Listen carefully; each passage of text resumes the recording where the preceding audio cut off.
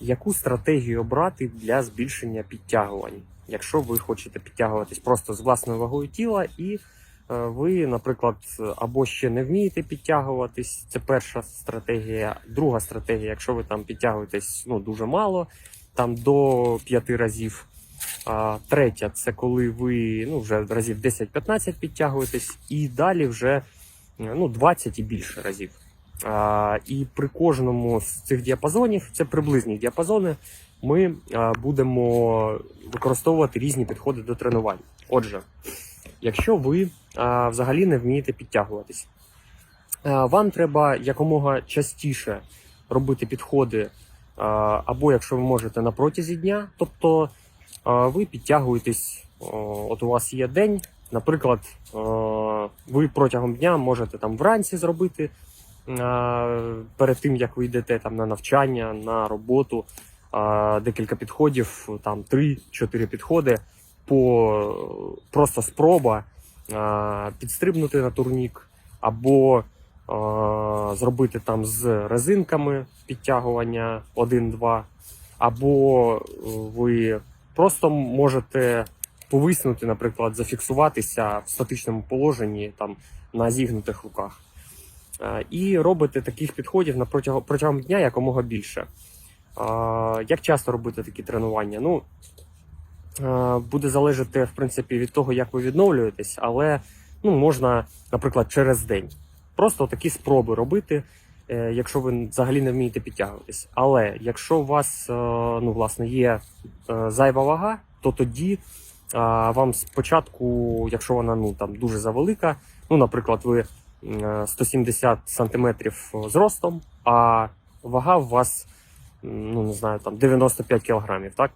Це забагато. Якщо ви там 170 зростом і десь там, не знаю, 80 кг, це в принципі нормально. Але все-таки залежить буде від того, скільки у вас відсоток підшкірного жиру. Тому, в принципі, паралельно з тим, щоб зменшити свою вагу і навчитися підтягуватись, це можна робити паралельно. Якщо ви підтягуєтесь десь, навчились вже підтягуватись, але там десь до 5 разів, скажімо, там 2 рази, 3 рази, інколи 5 разів, але це нестабільно. Вам теж треба робити якомога більше підходів, але можна вже робити це не кожного дня, а зменшити кількість тренувальних днів, наприклад, на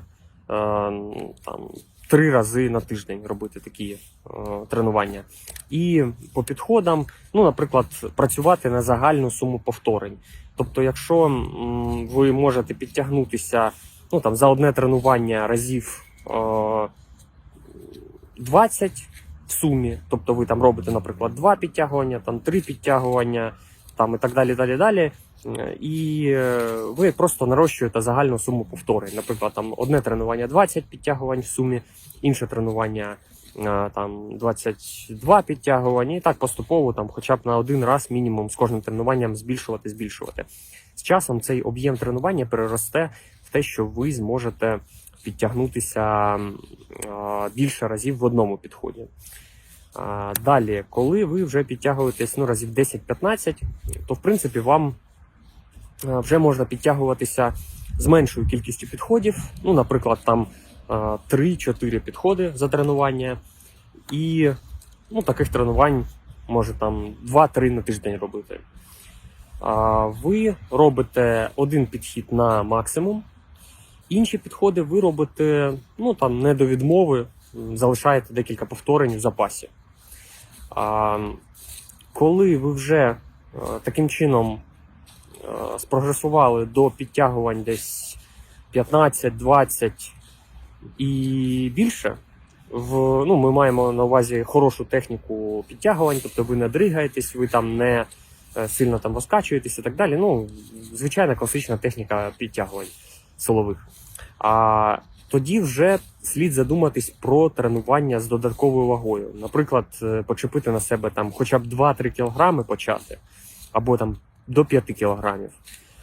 І тренуватись так, наприклад, один день на тиждень ви тренуєтесь з вагою власного тіла, Ще один день ви тренуєтесь, наприклад, з резинками, і ще один день ви тренуєтесь з додатковою вагою, там 2, 3, 5 кілограмів. І чергуєте такі тренування. Також підходів багато не треба. Відмовних підходів теж там можна одне-два за тренування.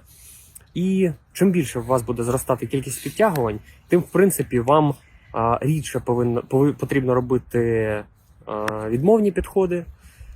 І взагалі об'єм, тобто загальну суму від ваших підтягувань, вам треба зменшувати її.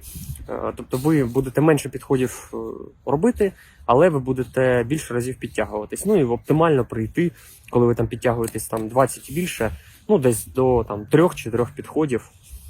У кожного це по-різному. Якщо ви вивозите більше підходів, так, ви будете